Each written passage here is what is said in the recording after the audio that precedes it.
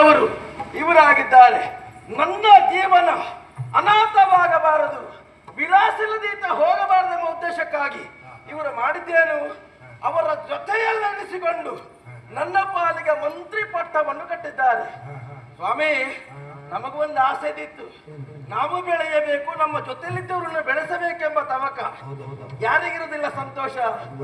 ಇವತ್ತು ಒಂದು ಅವಕಾಶ ಸಿಕ್ಕಿದೆ. ಅವಕಾಶ ಸಿಕ್ಕುವರೇ ಆದಂತ ಘಟನೆ ಅಂತ ಕೇಳಿದರೆ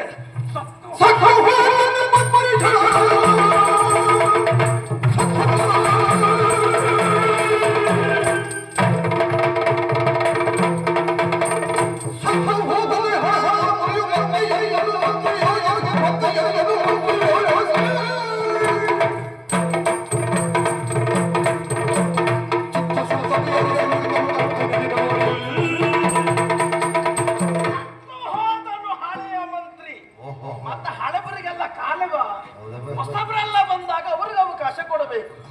ನಾವು ಅವಕಾಶ ಕೇಳಲಿಲ್ಲ. ಹೋಯ್ ಅವಕಾಶ ನಮ್ಮ ಪಾಲಿಗೆ ಸಿಕ್ಕುದಕ್ಕೆ ಕಾರಣ ಈ ಹಳೆತನೆಲ್ಲ ಹೋದ್ಮೇಲೆ ಸಿಗ್ತದೆ ಬಿಡಿ.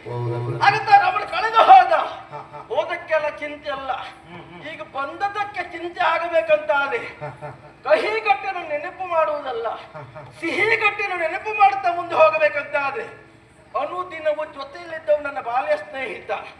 ಯಾವುದೇ ಒಂದು ಕಷ್ಟ ಕಾಲದಲ್ಲಿ ಆಪತ್ ಕಾಲದಲ್ಲಿ ಒದಗಿ ಬರುವವನೇ ಆತನಾಗಿದ್ದಾನೆ.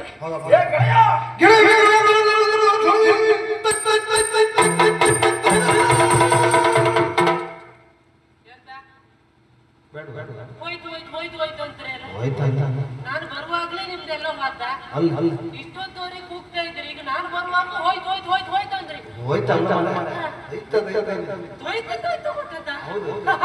ಆಗ್ಲಿ ಅದು ಬೇಡ, ಅರ್ಥೆಲ್ಲ ನಮ್ಗೆ ಬೇಡ. ನಾವ್ ಏನಾದ್ರು ಹೊಸ್ತು ಮಾಡುದಲ್ವಾ? ಹೊಸ್ತು ಮಂತ್ರಿಗಳ, ನಮ್ಮ ಮಂತ್ರಿಗಳ